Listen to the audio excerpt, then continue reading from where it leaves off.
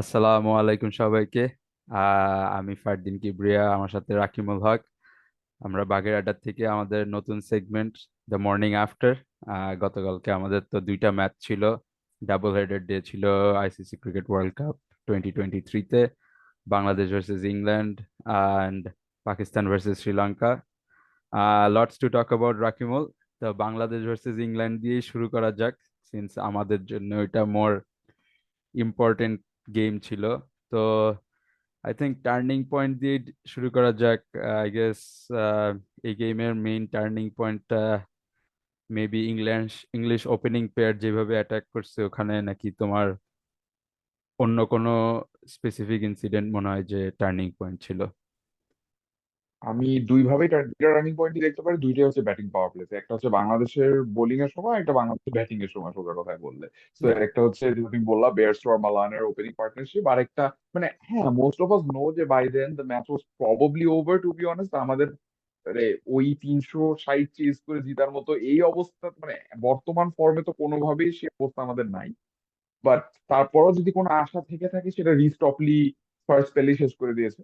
So রিস্টপলি স্পেলটাকেও আমি আরেকটা turning point হিসেবে ধরতে পারি। বাট হ্যাঁ, as you said, Dawid Malan আর জনি বেয়ারস্টোর এক্সিলেন্ট ওপেনিং পার্টনারশিপটাই হতে পারে আমাদের মানে মেইন টার্নিং পয়েন্ট। মানে it's very funny, we are calling it the turning point. খেলার শুরুটাই তাহলে খেলা টেকনিক্যালি শুরুতেই, হ্যাঁ খেলা শুরুতেই শেষ বিসমিল্লাহ হয়ে বললো, গেছে। ওখানেই আমাদের খেলা শেষ হয়ে গেছে। হ্যাঁ, আই থিঙ্ক এটা একটু মানে আমি চিন্তা করতেছিলাম যে আজকে যে it was kind of giving me flashbacks of Kumar Sangakkara বাংলাদেশে এসে টেস্ট ম্যাচে যেমনে অনেক রান করতো না, তারপরে সারাদিনে কোনো উইকেট পড়তো না, এগুলা that's the kind of a vibe আমি হচ্ছে কালকে পাচ্ছিলাম। মানে ওদের it's almost felt like every shot that they were playing just বাউন্ডারিতে যাচ্ছিল, দে ওয়ার ফাইন্ডিং গ্যাপস। আমাদের সময় এটা হচ্ছিল না obviously, but more than that আমাদের মানে চারটা উইকেট পড়ে যাওয়া so quickly is essentially you lose the game ওখানে। তো আই থিঙ্ক জাস্ট টার্নিং পয়েন্টটা শেষ করার জন্য, ইজ ইট আ কনসার্ন? মানে আমরা last, if you think about it, 6 to 7 weeks we have not batted full 50 overs in multiple occasions, and especially এরকম flat tracks যেখানে অন্য টিম 360 করতেছে। হ্যাঁ, we did bowl well and field well in those last 10 overs to pull it back a little, কিন্তু bowling এর থেকে বেশি মানে this seems to be a world cup যেখানে batting has a lot of impetus, কিন্তু আমরা এই ব্যাটিংটাতে capitalise করতে পারতেছি না এগেনস্ট ফর্মিডেবল অপোজিশনস বলা যায়। শুনতে খারাপ লাগলো, বাট আসলে আমরাই আমাদের ব্যাটিংটা হয়তো ওভার এস্টিমেট করেছিলাম কয়েক মাস আগে, when we were trying to say যে না, বাংলাদেশ এক টাইপের এক পেসে ব্যাটিং করছে, বাকি দুনিয়া আরেক পেসে ব্যাটিং করছে।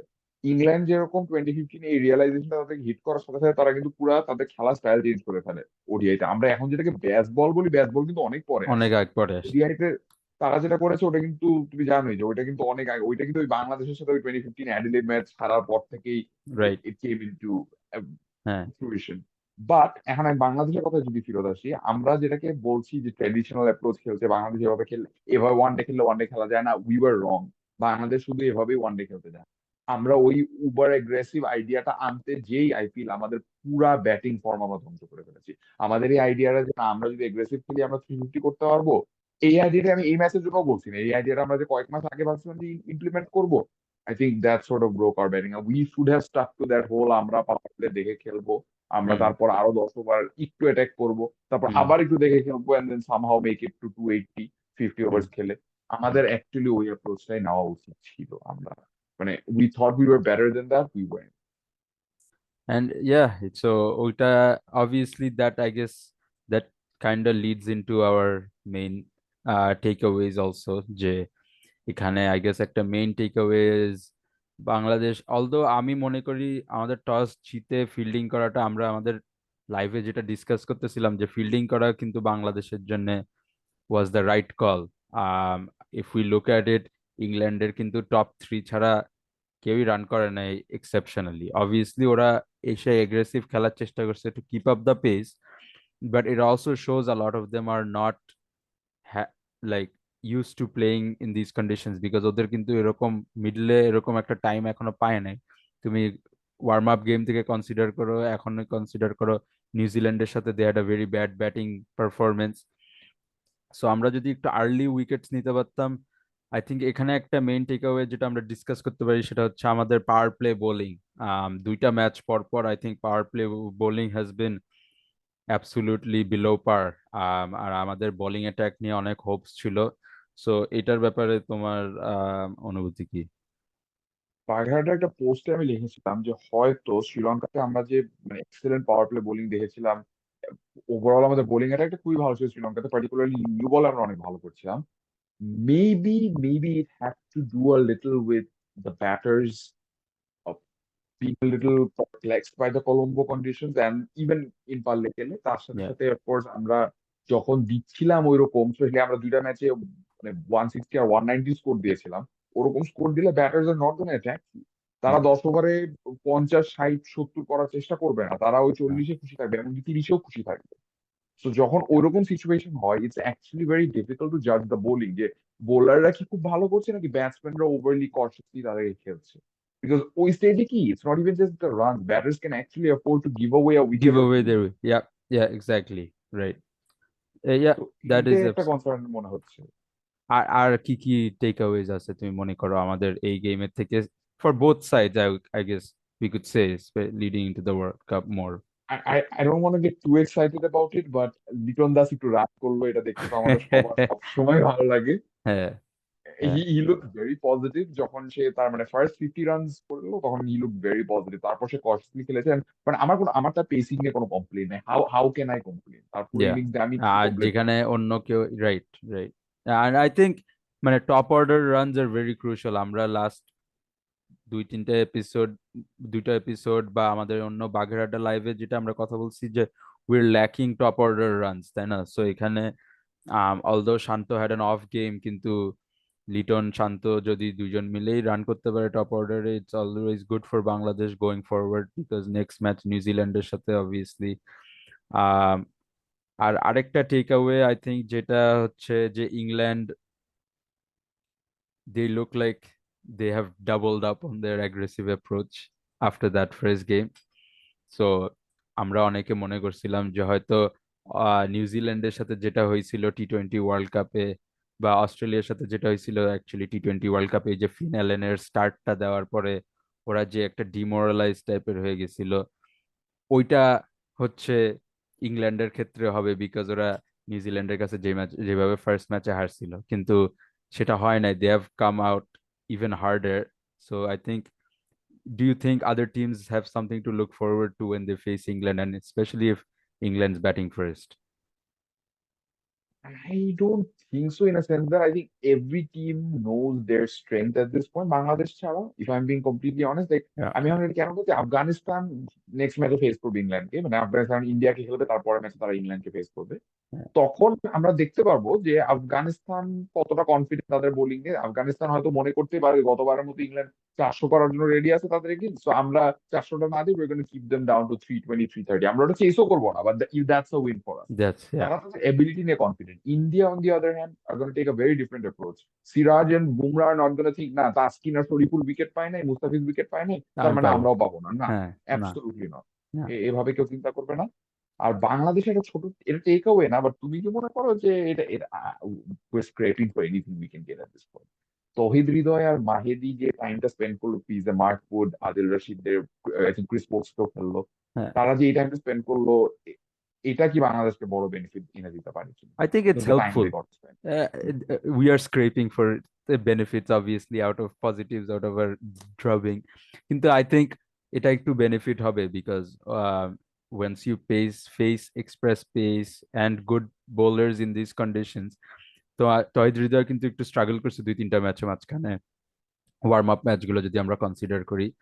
So this is good confidence booster for him.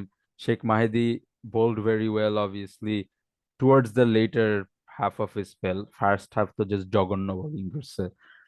Uh, so I think it helps when you're playing with seven specialists and a extra bowler, seven specialist batters and an extra bowler. I think it helps for them to have that confidence. But I do think Bangladesh need to stop changing Miraj 500 times, because it doesn't help the other batters who have maybe a position. I don't know. What's your thought on that? Thank you for addressing that point. আমি মানে ভুলেই গেছিলাম এটা, আমি match দেখার সময় মাথায় আসছিল যে কি চিন্তা করে আমরা আমরা কি এখানে right hand left hand combination করা যেত, কারণ কি চিন্তা করে আমরা সাকিবকে প্রমোট করলাম হেড অফ মিরাজ, যেখানে আমরা অ্যাজ ইউ সেড মিরাজকে আমরা নাম্বার 3 তে ওয়ার্ম আপও খেলালাম, ফার্স্ট ম্যাচও খেলালাম। Yeah, শান্তর পরে মিরাজকে নামা 4-এ, আমার কোনো প্রবলেম নেই, 4 is the best position. But এখন যদি আমি চিন্তা করি যে না right hand left hand combination আমার মেনটেন করা লাগবে, যেখানে রিস্টপলি দুইটা লেফট হ্যান্ডারকে পরপর ডিসমিস করলো, আমি yeah. কি চিন্তা করে তখন মানে What is the ক্যাপ্টেন কি চিন্তা করে নিজেকে নামাবে ওই সিচুয়েশনে, হ্যাঁ লাইন হ্যাঁ অফ অ্যাটাক এর মধ্যে সে নিজে মানে যে কি প্রমাণ করবে। Like right. I think Shakib isn't someone who doesn't know the fact যে সে এটা 2019 না, এটা ওই সময় আর নাই। সে You তারপর can't যেটা just সে come ঠিক out করে and নাই counter change attack like you everything. did in 2019. It's not going to work. It is not gonna work. You're It is not not in gonna that work. form or you're not in that space right now.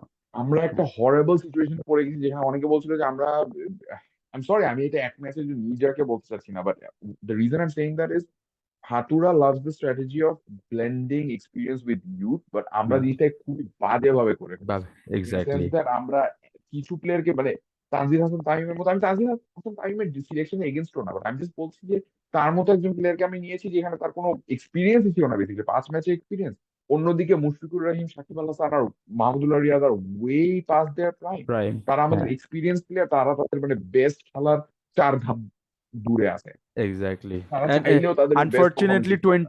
2019 থেকে 2019 was basically their prime, their top, and that COVID year that they lost, I guess, basically finished off their prime. Eventually, we did not get to see that full prime of theirs due to pandemic. But দেখা যাক বাংলাদেশ এখন কি করে. I guess we can move on to our second game of the সত্য day করে now. বললে আমরা even Rohit Sharma বিরাট কোহলিকেও তাদের আর প্রাইমে আর ফিরে Prime আসতে দেখিনি কোভিড দেখে এর নাই পর। তারা রান exactly. করেছে বাট তাদেরকে আর হ্যাঁ, ওইভাবে আমরা ফিরে আসতে দেখিনি। কিন্তু আরেকজন যে হচ্ছে তার প্রাইম আই গেস ফেরত পাচ্ছে. A good segue into our second game of the day is Kusal Mendis. So Pakistan versus Sri Lanka, obviously 345 runs chased down. A lot of runs in one day. I will get an initial reaction of yours first, then we will go into the turning point and the takeaways. তুমি কি মনে করছিলা Pakistan Chase down করবে টোটালটা? Honestly yes, মানে pitch was flat, আর আমরা জানি যে শ্রীলঙ্কার বোলিং, আমি না অনেস্টলি ম্যাচটা দেখে আমার মাথায় ওইসব জিনিসপাতি আসে নাই যে না ওডিআই ওয়ার্ল্ড কাপে এত বেশি রান চেস হয় না, 2019-এ টু ছিল, 85 হয় না, কিন্তু হাইয়েস্ট ছিল হায়েস্ট পাকিস্তানের. ছিল। হ্যাঁ, 285 till now they have not chase more than that. হ্যাঁ, আর মানে ওই আয়ারল্যান্ডের ব্যাঙ্গালোরে সেই 329-এর পর থেকে কিন্তু 330+ কখনো চেস হয়ই নাই। হয় নাই. So, হ্যাঁ, আমরা কিন্তু ওইভাবে চিন্তা করতে পারতাম, হ্যাঁ, যে না ব্যাঙ্গালোরে হয়েছে, আর অন্যদিকে Hyderabad is not even as batting friendly as Bangalore, boundaries art as short as Bangalore, অনেক কমপ্লিকেটেড চিন্তা করা যেত। বাট হ্যাঁ, অনেকলি আমার এটা কখনোই মনে হয় না যে Pakistan were not gonna chase it down, to be honest. Even ওই 2 উইকেট হারানোর, হ্যাঁ 2 উইকেট হারানোর পর Sri Lanka had the best chance to just go ahead and finish the game, proper চোখ হোলটা ধরে রাখবে, সেটা তারা মেনটেন করতে পারেনি আনফর্চুনেটলি। বাট হ্যাঁ, পিচ ওয়াজ ফ্ল্যাট এন্ড তার উপর দিয়ে Sri Lankan bowling, I don't want to say toothless, but they don't have that same venom when someone like Hasaranga is at bowling. Someone like Akila Dhananjay has completely disappeared from the scene. from the scene. It হ্যাঁ, actually it takes away a lot. Like Theeksana, I think Theeksana is a very skillful bowler, but for me, Theeksana has always been a very defensive bowler. Unlike his uh, mentor mentor slash আজান্তা counterpart, Mendis. Ajanta Mendis. হ্যাঁ, হ্যাঁ, He's a very defensive defensive. sort of bowler. There's nothing wrong with that. He just needs Hasaranga to bowl from the other end. I like foil tag them perfect. কয়েলটা কাজ There করে is no and which Hasaranga. they don't have. Lalaga is trying, but It doesn't, again, it's not working. হ্যাঁ, আর ওর already Dusan হেমান্তকে এক match দেখে I think they have kind of resorted to the fact যে he's not ready for the big stage. They did make a মানে ওরা এই কলটা করছে, মানে ওদের হাসারাঙ্গা নাই আরেকটা লেগ স্পিনারকে খেলানোর জন্য ওরা তাকে ইনক্লুড করছে. অলদো অনেক ভালো একটা ক্যাচ ধরছে, বাট মানে হি ইজ নট রেডি এখনো. কিন্তু আমাদের এই ম্যাচের মেইন টার্নিং পয়েন্টটা কি more so Babar Azam early out হয়ে যাওয়াতে রিজওয়ান আর শফিক, আব্দুল্লাহ শফিকের পার্টনারশিপটা হইতে পারছে নাকি? বাবর আজম আর একটু বেশিক্ষণ থাকলে হয়তো স্ট্রাইক রোটেশন নিয়ে অনেক কোশ্চেন হইতো। তোমার কি মনে হয়? আমি একটা মজার টার্নিং পয়েন্ট বলি। সরি, আমি দেখা যাচ্ছে প্রত্যেক শোতে একটু আনঅর্থোডক্স টার্নিং পয়েন্ট বের করার চেষ্টা করি, বাট হ্যাঁ, মানে হয়ে যায়। এই ম্যাচে টার্নিং পয়েন্ট আমি মনে করি ছিল শ্রীলঙ্কার ব্যাটিং এর লাস্ট 10 ওভার, যেখানে তারা মাত্র 61 রানস করে, losing 5 right, wicket. You right. Go into the last 10 over, you have six or মানে 5 or 6 wickets in hand, then you score only 61 runs. এটার কোনো এক্সপ্লেনেশন আমি দেখি না। না, এই হ্যাঁ, পিচে এটার কোনো এক্সপ্লেনেশন and আমি দেখি না। and আমাদের কিছু, আমার কিছু টিমের গ্রুপ চ্যাটে they were talking about how Pakistan bowlers did well to restrict Sri Lanka to 345, কিন্তু কারণ সবাই মনে করতেছিল 370 380 পর্যন্ত হয়তো যাবে, and it did not end up happening. And that, তুমি যখন you come out of that first innings thinking যে you did well in those death overs, তোমার অপোজিশনকে রেস্ট্রিক্ট করতে তোমার ব্যাটিং লাইন আপের জন্য কিন্তু এটা অনেক বড় একটা কনফিডেন্স বুস্টার, বিকজ তখন তোমরাই মনে করো যে if you split that chase up into sections, it's very easy to chase it down. কিন্তু কারণ 50 ওভার ক্রিকেটে তুমি যদি চিন্তা করো, you're only chasing 8 and over at that point, maybe 7 and over, if you keep up with the scoring rate. So এখানে I think Pakistan চেসটা Abdullah Shafique and Mohammad Rizwan uh মানে এক্সেপশনালি প্ল্যান করছে জিনিসটাকে। and then Iftikhar Ahmed and Saud Shakeel also played a part. Iftikhar Ahmed obviously লাস্টে যেই finishing টাচটা দিছে, বাংলাদেশের কেউ যদি এরকম ভাবে ফিনিশিং করতে পারতো আমার একটু ভালো লাগতো, বাট হয় নাই। Take finishing always. এর চেয়ে যেহেতু কথাটা হ্যাঁ, বললাই, হ্যাঁ, ইফতিকারের গেম সেন্স যদি বাংলাদেশে কারো থাকতো, জাস্ট গেম সেন্স, আমার আমার ফিনিশিং লাগবে না, ফিনিশিং করিস না আসলে ভাই, গেম আমি সেন্স, হ্যাঁ। ডিফেন্সিভলি খেল, সমস্যা নেই, জাস্ট গেম সেন্স যদি থাকতো কারো। আই থিঙ্ক মানে সাউথ শাকিলের কথা চিন্তা করো, ওরা যে ওরা কিন্তু কোনো প্র্যাকটিস ম্যাচে ওকে খেলাই নাই, and অনেকেই বলতেছিল যে ও কেন খেলতেছে না, সালমান আলী কেন খেলতেছে। I almost feel like they kind of just shielded him from that limelight because they wanted to expose him on the big stage, kind of what England did, মানে হাসিব আহমেদের সাথে 2016-তে যখন ইন্ডিয়াতে গেছিল। This kind of situation just, একটা surprise factor থাকলে world কাপে কিন্তু অলওয়েজ হেল্প করে, কিন্তু সবাই হয়তো প্রিপেয়ার করছে যে ও সালমান খেলবে, এটা খেলবে, এ খেলবে, আব্দুল্লাহ শফিক আর সাউথ শাকিলকে নামাই দিছে। So talking about youngsters, main take away শ্রীলঙ্কার বোলিং, আমরা যেটা বলতেছিলাম যে toothless, a big part of that is I think 2023 or something like that একটা স্ট্যাট দেখলাম যে মাথিসা পাথিরানা 71টা ওয়াইডস কনসিড করছে, and 2 matches back to back he's conceded 90 or plus runs in his 10 overs. So is it a fair takeaway যে শ্রীলঙ্কার bowling might be one of the weakest or if not the weakest bowling lineup going forward in the World Cup? Absolutely, পাতিরানার যে bowling skill আছে, পাতিরানার কথা যেহেতু উঠলো, পাতিরানার যে bowling skill আছে এটা নিয়ে কারো ডাউট নাই, বাট এটা আমাদের মনে রাখা লাগবে, মহেন্দ্র সিং ধোনি, যে মহেন্দ্র সিং ধোনির ক্যাপ্টেন্সিতেই পাতিরানা তার বেস্ট খেলা দেখালো, সেই মহেন্দ্র সিং ধোনি বলেছিল যে প্রথম কথা রেড বল ওর হাতে কোনোদিন দিও না, আর তার চেয়ে বড় কথা 50 ওভার ক্রিকেট থেকে ওকে যতটা পারো দূরে রাখ। Basically he doesn't have the stamina to bowl those 50 overs. এখন মানে ওকে ওইভাবে ওই রেসের ঘোড়া বানায় ওকে মানে পাঠানোই হয় না ক্রিকেটে। আমরা Right, একটা নিউ ব্রিড অফ ক্রিকেটার দেখছি যারা অনেকেই, আর তুমি তো জানি ফাস্ট বোলারদের এমনি একটু সেন্সিটিভ হয় এই বিষয়ে। So right. অনেক নিউ ব্রিড অফ ক্রিকেটার দেখছি আমরা যারা পার্টিকুলারলি একটা ফরম্যাটের জন্য কেটার, যেরকম অনেকে আছে এখনো রেড বলের জন্য, জাস্ট পিওরলি রেড বলের Yeah, জন্য কেটার। yeah. সো এইসব ক্ষেত্রে একটা প্রবলেম হয়ে যায় যে ওডিআই তে অ্যাডপ্ট করাটা উভয় সাইড থেকে, এই টেস্ট প্লেয়ার গুলোর জন্য, টি-20 প্লেয়ার গুলোর জন্য অ্যাডপ্ট করাটা অনেক ডিফিকাল্ট হয়ে যায়। আর পাতিরানার সাথে ঠিক তাই হচ্ছে, সে বাংলাদেশে এগেইনস্ট খুবই ভালো করেছিল পাল্লা খেলেতে, বাট তারপর থেকে he It's has just, yeah, fail to leave yeah. Up to that. Batting. This is a World Cup that looks like a very batting friendly World Cup till now, এখন পর্যন্ত।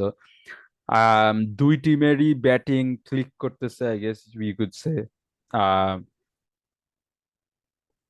What do you think about Babar Azam's form in the World Cup right now?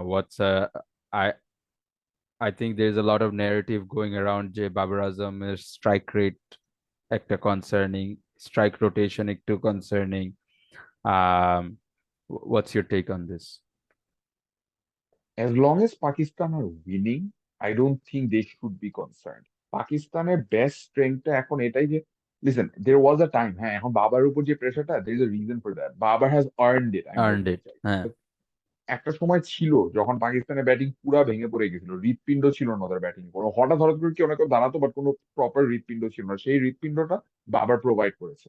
এটা right. 4 5 6 7 বছর আগের কথা, যখন থেকে বাবা debut করেছে, that's exactly what is been doing. Hmm, যখন একটা প্লেয়ার ওই লেভেলের রেসপন্সিবিলিটি নিয়ে খেলে, তার স্ট্রাইক রেট হাই রাখাটা ডিফিকাল্ট হয়ে যায়। সে যেই স্ট্রাইক রেট রেখেছে, I think that's, I would say that's good enough, because good. Babar is again one of those players যে সিচুয়েশন বুঝে খেলে। সে কিন্তু Right. অল ফরম্যাটে সাকসেস পেয়েছে এই কারণেই বেঁচে গেছে, সে সিচুয়েশন বুঝে খেলতে পারে।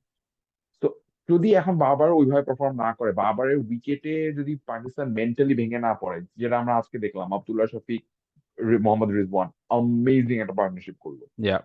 বুঝবেন যে they made it look very easy, but it wasn't. Power play শেষে যখন score 48 for 2 chasing True. 345, Yeah, it's not it's easy, not, it's you're not absolutely in not easy. driver's seat. I think ওই সময় even like 20 ওভারের দিকে উইনভিজ দেখাচ্ছিল যে Pakistan only had 20% chance of winning. And to basically to turn it around একটা পয়েন্টে basically ওরা just they picked up the pace, they started hitting gaps and stuff like that, যেটা মাঝখানে ওরা কিন্তু জাস্ট ওই যে বিরাট কোহলি আর কে এল রাহুলের partnership, I keep coming back to this, they absorb the pressure and then you give it back, kind of a thing, and I think they both did that. So এখানে I think this is very encouraging for both teams going forward, যে ওদের top order run করতেছে, ওদের main ব্যাটাররা run করতেছে, and for the last takeaway, Shaheen Shafridi's form. Some people are complaining. What are you complaining about it? It seems as if ওর bowling partner হারানোটাও এটা খুব বড় একটা এটাই blow. পাকিস্তানের যে একটা এক্সট্রা এজ ছিল নাসিম শাহর সাথে, I think not having that is hampering them very much. যে রিয়েলাইজ যে এই ইয়াং ট্যালেন্টটা ওদের জন্য কতটা ইম্পর্টেন্ট ছিল, and I am kind of disappointed যে Mohammad Wasim hasn't been the bowler who would step up. Yeah. Hasan আলীকে নিয়ে অনেকে অনেক কিছুই বলে, বা দিন শেষে যা 2 4টা উইকেট আপনার হাসান আলী এনে দিচ্ছে। And আমি he's নিজেও it এক্সপেক্ট করি নাই it হাসান shows, আলী মানে করবে ওর বলে। এক্সপিরিয়েন্সটা যে ও কাজে লাগাচ্ছে একটু, it shows, কাজ এখানে শাহিন আর Haris Rauf definitely they're struggling to bring that impetus, আর যেই পুশটা দরকার, মানে একটা তোমার প্রিমিয়ার ফাস্ট বলার থেকে শাহিনের পেসটাও একটু ড্রপ করছে, and I think other teams will take note of this 100%, because if they bat first against Pakistan, they know Pakistan can chase, but they also know they can put a score on the board that might be a bit difficult for Pakistan to get to if they haven't collapsed. Absolutely, in fact এই যে সামনে India Pakistan match আসছে স্যাটারডেতে, আমি মানে it's very weird, it's going to be Pakistan's batting versus India's bowling. India's আমরা bowling. কখনোই এটা দেখি, আমরা ভাইস ভার্সাটা দেখে আসছি সবসময়। Yeah. It's going Yeah. to be Pakistan's batting versus India's bowling. Maybe for the first time Maybe for the এরকম একটা কিছু আমরা দেখছি maybe. ওয়ার্ল্ড কাপে। All right, Rakimul, we got India, Afghanistan starting in 4 hours or so. So inshallah, we'll be back with that episode tomorrow. Thank you for joining, and please like, subscribe, comment on our YouTube, Facebook, wherever we are on Instagram, and inshallah, stay tuned to Bagaradda.